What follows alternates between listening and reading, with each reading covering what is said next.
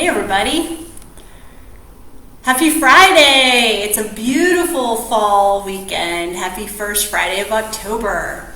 Today we're going to talk about finding your focus. So people are always saying to me that they really want to make time for self-care, but they don't have the time to focus on it.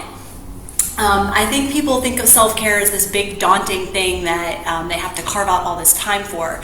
And everyone has so many balls in the air, everyone is scattered so thin that people feel like they don't have time to focus on themselves. Hello, I see somebody watching there. If you're there, say hi. And if you're watching on replay, say hello, #replay. We're talking about focus today, and I just want to try to drive home to people that are watching that self-care does not have to be a big daunting thing. It doesn't have to be something that you even schedule into your calendar. It can be baked into your life. Today I want to share an exercise with you that is really great for mental focus, calming your emotions, and kind of bringing alertness throughout not just your mind but also your body.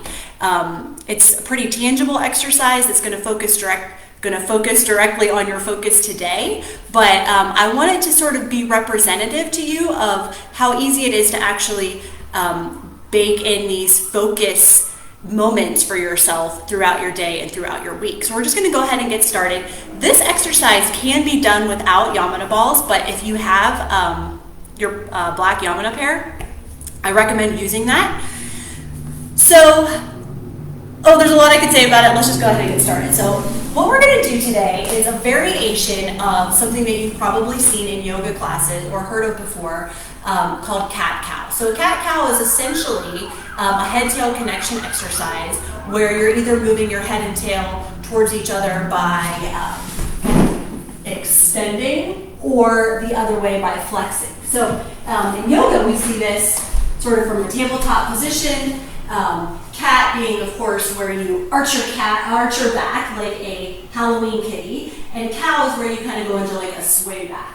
Either way, you're bringing your head and tail together. Either head and tail come forward to meet each other, or head and tail go back to meet each other. And what's happening in your pelvis as you do this is either tucking the pelvis, this would be your cat position, or tipping your pelvis forward, this would be your cow position. So we're going to adapt this very well-known exercise into a way that we can really start to focus on not just that head-tail connection, but our breathing. And in turn, this is all going to give back to you in the form of focus, alertness, calmness, all those types of things. So if you have Yamuna balls, grab your black pair. If you don't, like I said, you can do this without. You might want to have a little pillow or something, but you can try it without.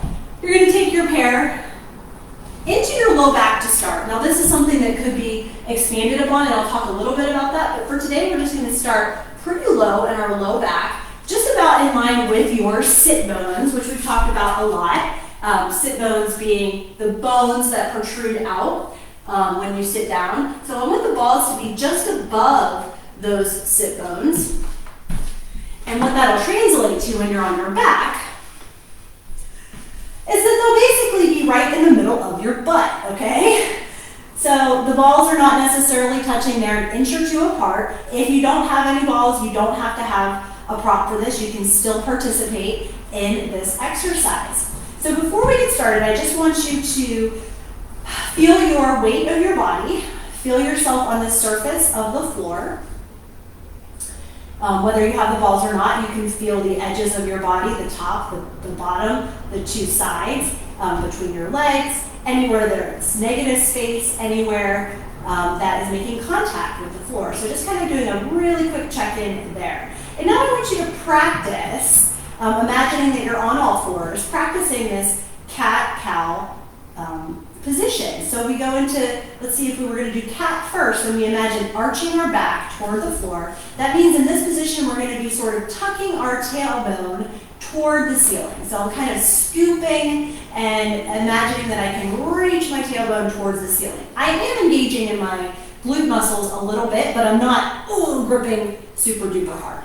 So that's your cat position. And then you're going to do the opposite of that. You're going to let your pelvis tip forward, imagining your tailbone once again reaching for the floor. So we've gone from reaching for the ceiling, pointing toward the floor. We have a tuck for our cat, and we have a tip for our cow. Now we're going to add in a little breathing. So don't do the arms yet, I'm just practicing here.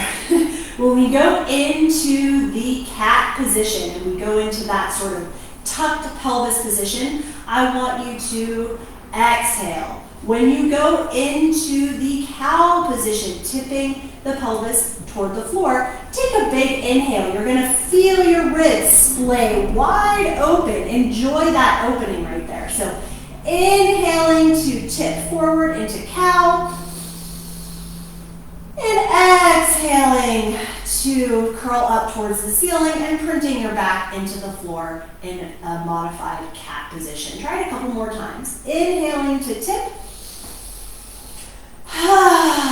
Exhaling. Great. Okay, now let's bring our arms up overhead. So we have our arms here overhead. At the same time, we're going to go into that inhale, again, tipping the pelvis forward. So we take our breath in. As we exhale, we're going to bring our arms up overhead, tucking the pelvis toward the ceiling and bringing the arms down to the floor. Holding there. Take another breath. Inhale. Tip that pelvis, bring the arms overhead. Exhaling. Try it a couple more times. Inhaling. And exhaling. Inhaling. Exhaling. Okay, now that you've got a little bit of a flow for it, let's change the position of the balls. If you're not using balls and you have a little pillow or something, you can move the pillow up a little higher. If you're using the balls, you can just use your hands, move them up to about the rim of the pelvis, so a little higher up than before. If you were to follow your fingers around, it would meet up with the hip points in the front here. So again, you can have your legs stretched if that's comfortable, but if it feels like too much pressure, you can keep your knees bent. This will work just as well with your knees bent. So the balls are now a little higher. If you feel like you also want to widen them apart, you could kind of pull them a little further apart, you can do that to make a wider foundation. Here we go again. We're going to take that inhale, tip the pelvis forward, arms come up. Exhaling, tucking the pelvis towards the ceiling, arms come down. Again. Inhaling. Exhaling. Keep going a few more times.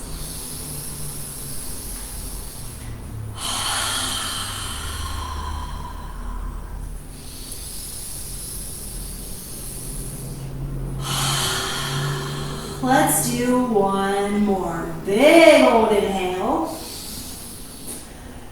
And big old exhale. So you can feel what's happening here. If you're using the balls, you're getting a little lower back massage at the same time. You're reining in your breathing, you're reining in your focus, you're lubricating your muscles, etc. Let's try one more point. So now let's go up towards the shoulder blades. Now I will say if you wanted to spend more time on this, sometimes you start thinking you're only going to do a minute or two, and then you decide you want to go down that rabbit hole and go further. You could do this all the way up from all the way down at the bottom of the sit bones where we started, all the way up to the skull if you wanted to. Now I will say, if you're going to go all the way up like that, you need to watch those floating ribs. So that's at this level here, between the ribs and the shoulder, the ribs and the pelvis, you'll want to make sure that the balls are touching and not any wider than touching so that you don't risk putting pressure on your unsupported ribs. If you are using any other balls besides the Yamuna balls, do not do the part between the ribs and the pelvis. I can't vouch for those balls and it may cause injury. If you're using the Yamuna balls, as long as you keep them touching and you don't put pressure on the outside of those bottom ribs, you will be fine. For today, because I want to just do a few points, let's go ahead and get up into those shoulder blades. So I'm going to start with them right about here. You can either have them touching or you can widen them out to various widths. whatever feels good and resonates in your body. I'm going to go about 1 inch apart here. And once again, you're going to lie down. Make sure the balls are at about the same level. Okay, we're going to take that inhale. Here we go. Inhaling and tipping. Arms come up, opening those ribs. Exhaling and tucking, pulling the tailbone up toward the ceiling. Feeling the balls massaging up in the upper back. Inhaling and exhaling. Let's try twice more. Inhaling.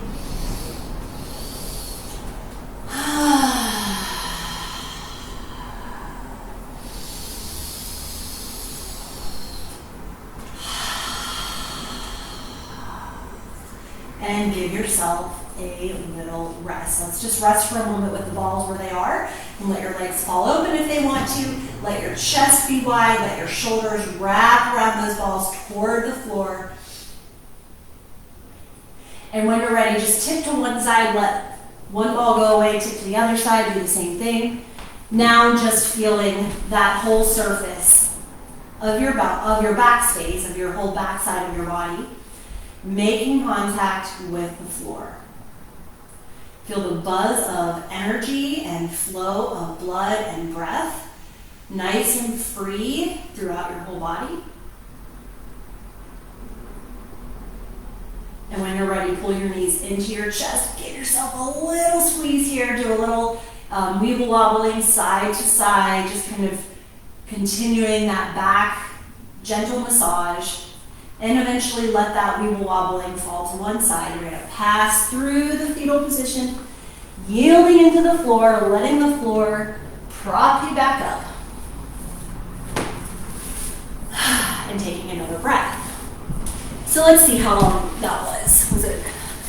Was it 15 minutes? Looks like we're just at 14:07 right now. So this is one way that you could even do just 30 seconds of that. And just that couple of cat-cows, breathing in, breathing out, feeling your body, massaging over the balls, just that is going to start to bring focus to that moment in time, which will bring focus to that day of the week, which will bring focus to that week, etc. This is one little example, but this is my specialty. I specialize in helping people systematically bake self-care into their lives. So if this is interesting to you, if this resonates with you, please come to my Tech Neck Challenge. It's free. It starts on Monday. I'm going to be live Monday through Friday, 1 o'clock Eastern. If you can't make it live, you can watch the replays, which will be up all week long. I will take these concepts that I've been talking about the last few weeks, and I will go much deeper into them, much further.